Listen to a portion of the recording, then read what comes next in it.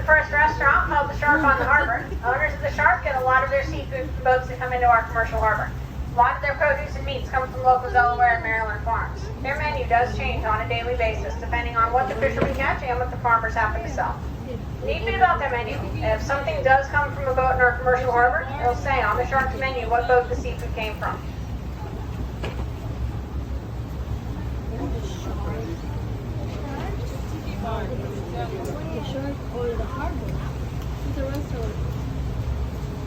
Bill and Marie coming up to Gill Netter. They'll set their net, fish swim in, can't see the net, they'll try and get back out, get coffee on the go. They'll pull nets on the boat, pick out all the fish they catch.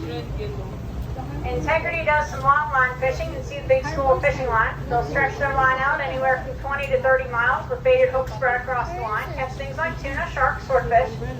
Building back behind Integrity is Seaborne Seafood. You can buy some nice fresh fish and seafood from our different boats back in there.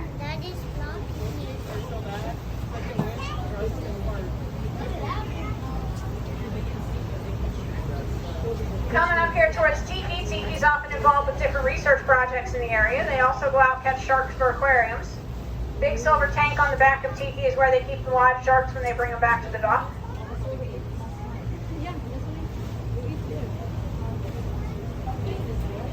Miss Suzanne there, another really large longliner.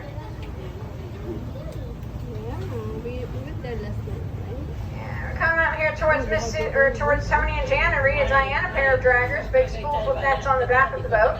They'll go out and drag the ocean floor, mainly fishing for flounder. They also have a permit for horseshoe crabs. We're going to talk about why horseshoe crabs later during the trip when this guy on the boat comes out to visit everybody.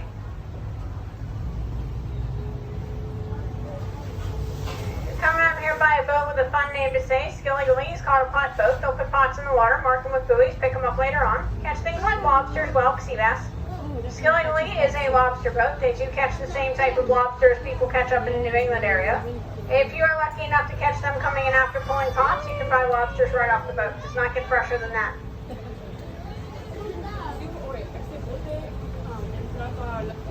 Another night, first stop, coming up by Valerie Marie, another dragger used to be called the Marcella. That is the oldest working boat in Ocean City's harbor. She was built back around 1946. Some other restaurants back in here, Crab Alley across the street behind the flags. We're turning around here near Pier 23, new restaurant just opened up back in June. What they did here is kind of like a food court restaurant type setup. They've got these big shipping containers rigged up to be able to cook and serve food out of, kind of like a stationary food truck park. It's going to be interesting to see how this worked out this summer. Ocean City's never had a restaurant like this before.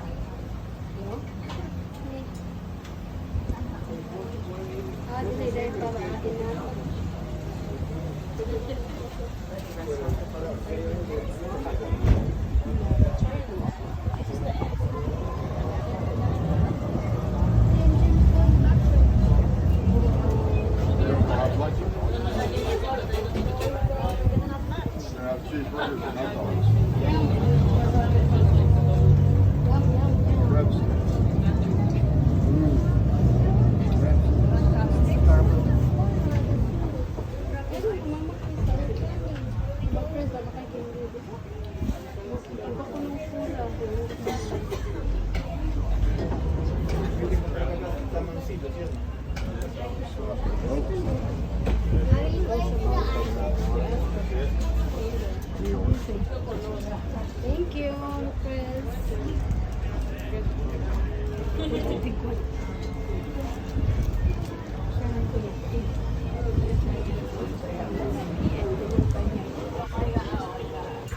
Oh, there's the breeze.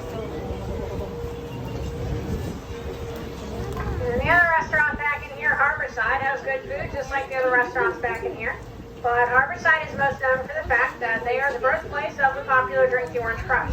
It consists of fresh squeezed orange juice, among other things. Definitely the adult drink, not the soda Orange Crush. A lot of places around Ocean City make the Orange Crush. Harborside invented that drink. They still make the original. They do make about 12 different types of crushes as well.